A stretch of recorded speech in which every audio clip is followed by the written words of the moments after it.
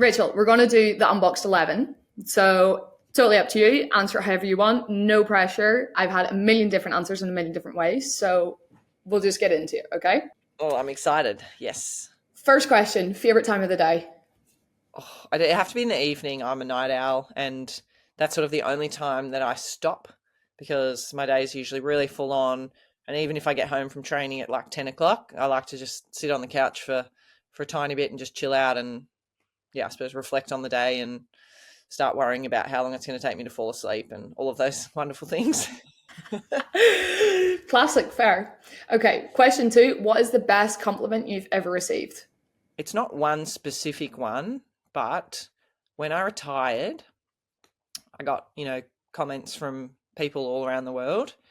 And the ones that stuck with me were the parents of young kids that were like, you stayed and chatted to my child for a little bit longer after the game, or thanks for the moment where you chatted to the ball kid during a game because she's a big fan, and that meant a lot. Or my kid has stuck to goalkeeping because of you.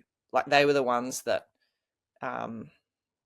it was sort of like my motto anyway, was like, yeah, people don't remember what you achieve, they remember how you made them feel. And I think for our fan base, and especially little goalies and young athletes and stuff, that's something I tried really hard to focus on, of like, if someone wants a photo or a signature or a moment of my time, I really want to give it to them plus some. Yeah. Okay, number three. What is the biggest learning experience that you've ever had?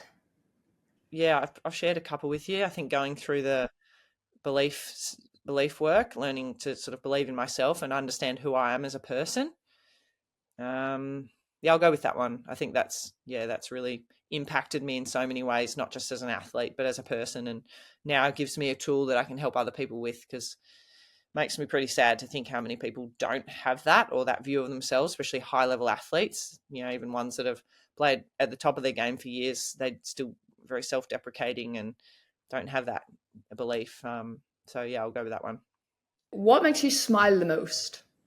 The current one for me, I lost my nan about a year and a bit ago. Anniversary was actually a bit over a week ago, and I have a few photos on my fridge of her, and I put them there deliberately because every time I open the fridge, which is a number of times a day, I look at the photo of her and it always makes me smile.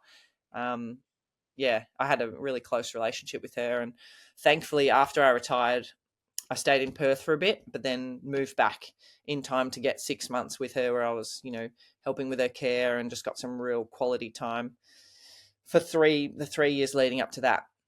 I rang her every single day. Every day she would ring me in the morning and let the phone ring and then hang up, so I knew she was up and alive. And then across the day, I would always ring her, and we'd chat just about anything and nothing, talk about what she had, for lunch, what she did. She knew so much about me, and yeah, for 3 years straight we did that, and so it was really special. And then now when I think back, I'm happy that she's where she is. That's where she wanted to be, and I just smile thinking about her. So Oh, amazing. Oh, the photo's on the fridge though. Love that. I'll send you a Okay. picture when I get home. Yeah, do please. Okay, next one. Three things you can't live without. Oh, my sort of diary. So whether that's phone calendar, I've got a kind of big paper desk one as well. Another practical one, my sunnies. Maybe I'll go with my bike, actually. That's playing a pretty key role in my life. It's now how I get to work. It's kind of like my therapy to go and do that. Plus, it's a great form of exercise. So I'll go with those three. I feel like I know you, I think, now more through biking and what bike you have than Oh my anything God. else, because I'm so jealous of your bikes, pretty much. Oh, thanks. One of them's for sale. So while I've got two, make it out to Melbourne and we'll go for a spin. Oh, well, that would be, well, no, I would be very far behind you, so I don't know if I could do that to myself. No, but funny people say that. Like, I ride with, generally I ride with people that are fitter than me, because I just like that, one, I can sit behind them, but also it pushes me. But if someone will come for a ride, I'm there for the socials, I'm there for the coffees. Like, I'd rather do a 10K loop with 3 coffee stops than do an 80K hard ride, like any day of the week. And now that I'm retired, I don't care, like, if the ride goes for 10 minutes or whatever. Number six, what's inspiring you in your life right now? So for the last year and a bit, I've started working at the VIS, so the Victorian Institute of Sport, and it's I work in an athlete wellbeing role. We call it performance lifestyle, but I'm looking after 4 different sports. So obviously I know hockey very well, but I'm now working in wheelchair basketball, cycling, shooting, and surfing, and great variety of sports. And I'm just loving learning about so many different ones, individual sports, para sports, and yeah, feeling particularly inspired, not just by high level athletes that are at the Olympics winning gold medals, but also the younger ones coming through, 17, 18-year-olds that I guess I now have the privilege of having an influence on their athlete journey and their life. And yeah, that's been super inspiring because you get to meet some awesome people through hockey, but now I get to sort of broaden that to other sports. I wish I had you whenever I was younger, Ben. Yeah, but you were the same for other athletes now. Like, it's the same thing. Hopefully. No, I'm sure it is. Fair. Okay, if you weren't a hockey player, what would you have been? Yeah, played basketball this evening. We had a win. I played basketball as a kid. That was like my sport. My brother played as well. He's 6'6", so he still plays, but socially. And when I look at goalkeeping versus field player, I'm very confident that had I been picked as a field player back then, that I wouldn't have played for Australia.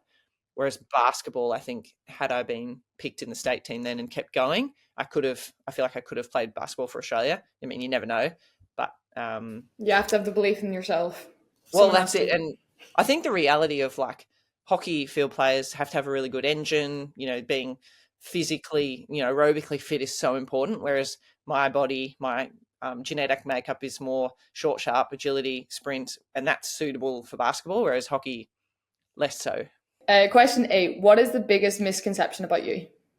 Oh, wow. I always get in trouble from my close friends because I don't use enough emotion in my texts or emojis, and I try really hard. But when someone texts me something, in my head, like, why would I ask how they are and all of that? I just answer it, and that's me being efficient and thinking I'm being helpful.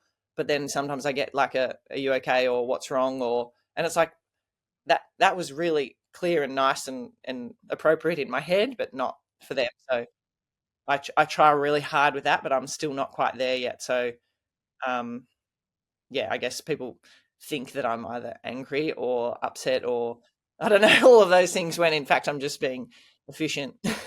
What's something you're tired of? Online dating at the moment. Can I say that? Fair. You can absolutely say that. We can leave it at that. Oh. Number 10, who do you turn to when you need lifted up? I think even when I'm feeling like down or I need that, I'm still seeking a level of honesty. The mate that I go to the most is an old teammate, played for Hockeyroos, played for Victoria for many years. She's now our Hockey Club Melbourne coach. She's the VIS coach who I work with as a goalie coach. Mm-hmm. And any big thing I would go to her because I know that she'll be really honest. I think that's such a key part of it, and probably knows me well enough too to know when I need a firm message or when I do need a little bit of a lift me up, like you said.